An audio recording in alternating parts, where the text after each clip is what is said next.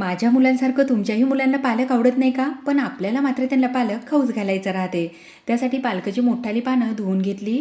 ताटामध्ये अर्धी वाटी बेसन पीठ, अर्धी वाटी गव्हाचं पीठ, चवीनुसार मीठ, लाल तिखट, धना पावडर, जिरा पावडर, आमचूर पावडर, थोडीशी हळद आणि पाणी टाकून एकदम पातळसर बॅटर बनवून घ्यायचं.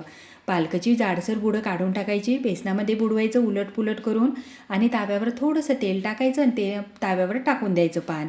आता दोन्ही बाजूनी भाजल्यानंतर त्यावर मुलांच्या आवडीचं चीज टाका. दुसरंही पान अशाच पद्धतीने करून घ्यायचं. आता चीज टाकल्यानंतर ऑरिगॅनो टाका. दुसरं पान भाजल्यानंतर त्यावर ठेवा.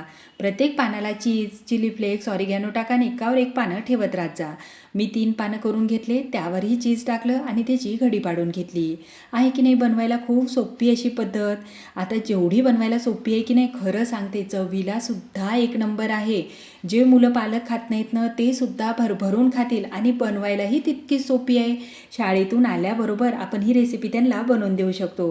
चीज पाहिल्याबरोबर मुलंही आनंदात होतील आणि आपलंसुद्धा समाधान होईल की त्यांना पालक खाऊ घातला. पण माझी बनवायची पद्धत कशी वाटली कमेंट्स करा.